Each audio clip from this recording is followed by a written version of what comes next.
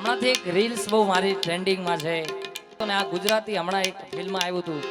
એમાં મેં ગાયું હતું અમને હમણાં આ એક રચના છે બી પ્રાકની અને દરિયો એટલે